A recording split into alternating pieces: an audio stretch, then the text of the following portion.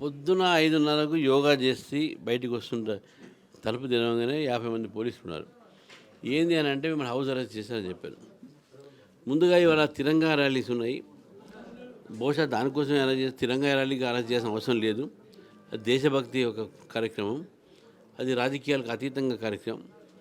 నేను మళ్ళీ పోలీసు వారిని అడిగితే ఇన్స్పెక్టర్ గారు చెప్పారు, ఇవాళ పెద్దమ్మ గుడిలో బంజారా హిల్స్లో కుంకుమార్చన కార్యక్రమం జరుగుతుంది, అందుకే అరెస్ట్ చేశామని చెప్పారు.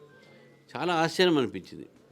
మహిళలు కుంకుమార్చన కార్యక్రమం చేస్తే బీజేపీ రాష్ట్ర అధ్యక్షుని అరెస్ట్ చేయడం ఏంది అంటే, ఇక హిందూ వ్యతిరేకమైనటువంటి ఒక కార్యక్రమాలు ప్రభుత్వంది. అక్కడ గుడి ఆల్రెడీ కూలగొట్టారు. కూలగొడితే స్థానికులు దాన్ని మళ్ళీ కట్టుకున్నారు. అక్కడ పూజలు చేస్తూ ఉన్నారు. పూజలు కట్టుకుంటాం ఎట్లా? బీజేపీ వాళ్ళని ఎందుకు అరెస్ట్ చేయాలి? బీజేపీ అక్కడ ప్రోగ్రాం కాదు, అది అంతా హిందూ సంస్థలన్నీ ప్రోగ్రామ్స్, మహిళలు చేసే ప్రోగ్రామ్స్. సో ఈ రకమైనటువంటి ఒక ఈ చర్య వలన ఈ ప్రభుత్వం హిందువులకు వ్యతిరేకము, హిందూ సంస్థానికి వ్యతిరేకము, హిందూ గుళ్ళకు వ్యతిరేకము, హిందూ కార్యక్రమానికి వ్యతిరేకము అని చెప్పి స్పష్టంగా మనకు కనబడతా ఉంది మనకు. సో కాబట్టి నా అరెస్టు సరే, నా కార్యకర్తలు ఎందుకు అరెస్ట్ చేయాలి, మా కార్పొరేట్లు ఎందుకు అరెస్ట్ చేయాలి? ఇది స్పష్టంగా ఈ యొక్క ప్రభుత్వము వాళ్ళ ఒక వైఫల్యాన్ని బలవంతంగా ఏదైతే మా మీద రుద్దే ప్రయత్నం చేస్తున్నారో ఒకటి.